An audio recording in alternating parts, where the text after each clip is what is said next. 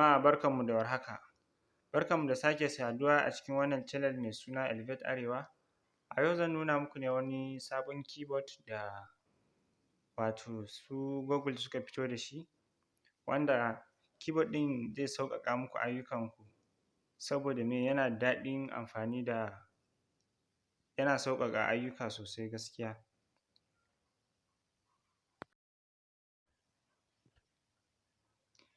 Yanzu na kunna data na zan shiga Play Store.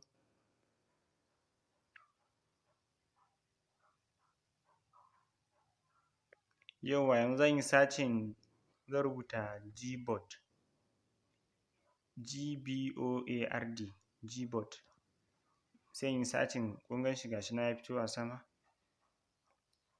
Yanzu ga wanda ba su da shi, za ku ga ya nuna muku install, wasu kuma wanda wayansu ya zo da shi za ku ga update zai nuna muku. Za ku iya updating ko ku buɗe shi direct. Yanzu ni zan yi open ne, yauwa in na yi open zai tambaye ni wannan abun, sai in danna kan enable settings ɗin nan, shi ne mataki na farko, enable settings.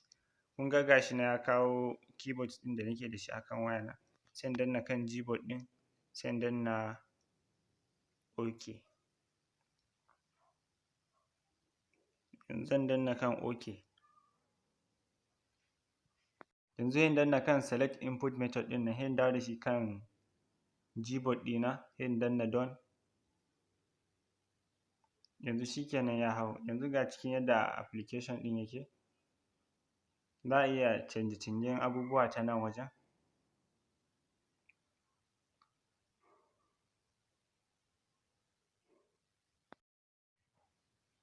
Yauwa yanzu bari in shiga wani chatting ko wajen message haka in nuna muku ya keyboard ɗin yake. Kun gan shi yadda yake, fari ga shi abun sha'awa. Wannan shi ne Gboard kenan. Yana da abubuwa da yawa da za a iya canjawa. Yanzu in na koma kan cikin application ɗin, kun ga wannan na farkon number row ɗin nan, idan na kunna shi, yanzu zan kunna shi za ku ga aikinsa. Yanzu in na koma kan application ko wajen chatting, kun gani ya fito da lambobi a sama.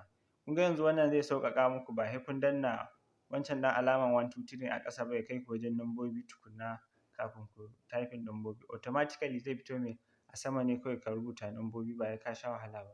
Sai ku shiga theme wajen canja kalan keyboard ɗin kenan. Kun gan su ga shi nan kala-kala, akwai fari, akwai baƙi, ja, kore, shuɗi, ga su nan da yawa.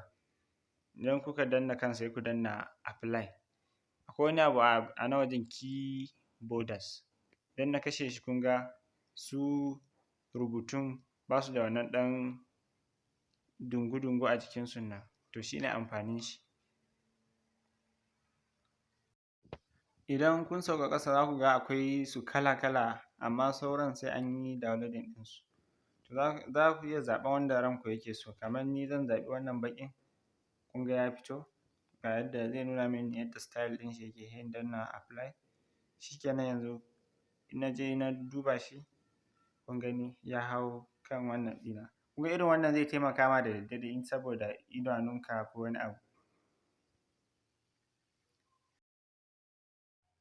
Sai amfaninsa na ƙarshe zan nuna muku, wannan shi ne dalilin ma da ya sa nake amfani da shi Gboard ɗin, saboda idan amfanin shi ne idan ka yi rubutu, misali kamar yadda na rubuta alhamdulillah ɗin nan, anjima zan ƙara rubutawa zai nuno min alhamdulillah ɗin, ba sai na rubuta shi gaba ɗaya ba, zai nuno min sai in danna kan sai ya ƙarasa min. Da fatan bidiyon na ya amfane ku sosai. Kada ku manta ku yi liking, ku yi sharing, ku yi subscribing wa wannan channel ɗin, ku tura bidiyon ga 'yan uwanku don kowa ma ya amfana da wannan bidiyon. Na bar ku lafiya.